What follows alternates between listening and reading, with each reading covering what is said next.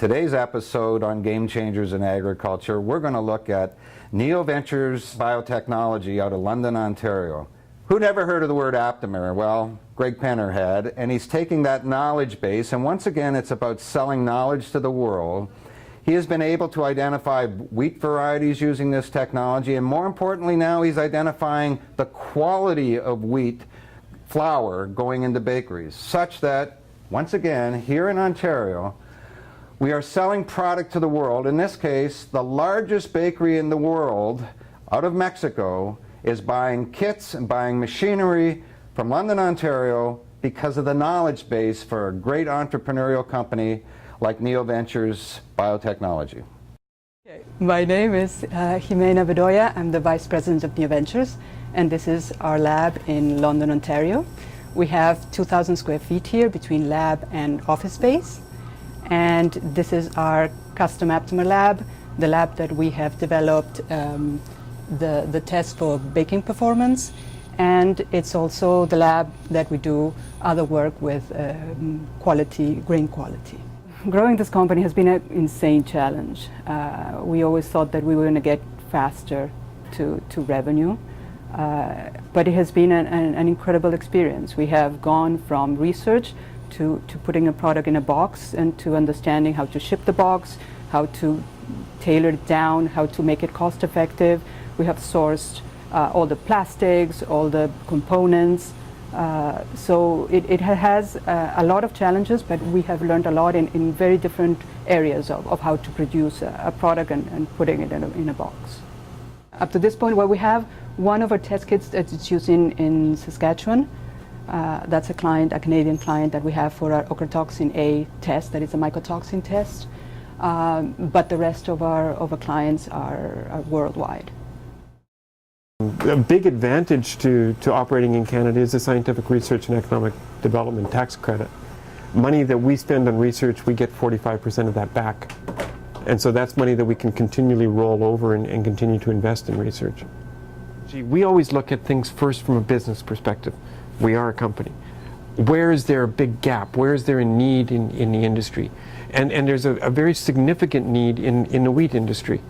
We have plant breeding companies that make wheat varieties that they spend a lot of effort determining which varieties, which germplasm is going to bake a good loaf of bread. Farmers then buy these and grow them, and then it goes to a grain elevator and it all gets mixed. So we need tests, rapid tests, to be able to predict bread making performance throughout the value chain. That's what's missing in this whole system. I know when we met with Grupo Bimbo and we told them we have a rapid test for protein quality, they said, finally, we've been looking and looking for this. So they were delighted. They sent people up to our lab to train on the use right away, and we're continuing to work with them to develop, and they're very eager to use it in all their mills and all their bakeries. A bakery gets a truckload of flour in, they will do a test on that truckload, so one test per day probably, and just get that data out and determine how they're adjusting their baking performance that day based on the results they have for the flour that they've purchased. Also, they may blend stuff. If it's a weak flour, if it shows that it's weaker, and then they will supplement it with a stronger flour or with gluten. They will do things based on these results to decrease the risk of failure. Bread making performance, the protein quality of wheat that farmers grow, is going to be affected by the genetics, by what variety they're using, and by the environment.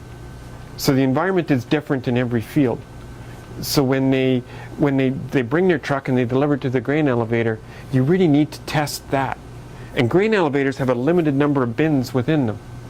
So at the grain elevator, when a farmer comes with their truck, they've got to make a decision in 10 to 15 minutes as to whether what they're blending it with.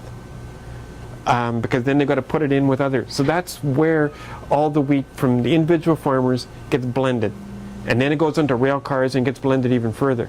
So what this test would do at grain elevators, it would be able to differentiate some wheat that is going to have better performance than other wheat, and be able to put a value on it for that reason. What we did for the wheat technology is we identified aptamers that bind to the specific proteins in wheat. And that's how we can, with the aptamer, that's what we're selling in here. And that's really the core of our technology, is an aptamer that will bind to specific proteins in wheat, and that's how we can determine what the proportion of them are in that. You can't do it with antibodies because the antibodies just cross-react across all the proteins. So they're not specific enough to be able to do this. And what we've been able to do on our bench is develop probes that are capable of doing this.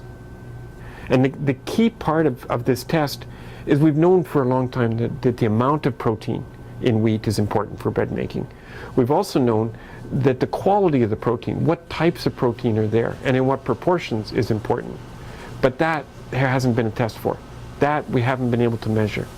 And that's what we developed our test to be able to do, is to measure the different types of protein, the relative proportions of them, so that then you can predict bread making performance from that as well.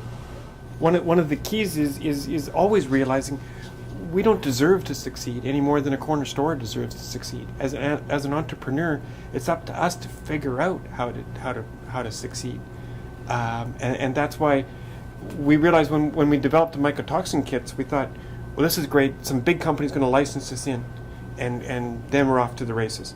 And what we found is they said, this is really cool, and we're very interested once you get a significant market share, because up to that point we're just cannibalizing our own profits to take up a technology that we don't need. So in terms of actually entering and penetrating a market, very, very difficult. And this is what we had based our whole business plan and everything on. So having the humility to actually say, okay, that's not going to work. What is it we're good at? We're actually good. We're the first to succeed in commercializing a test with this technology globally. So we can use that as a service and sell that to other companies that are interested in doing this.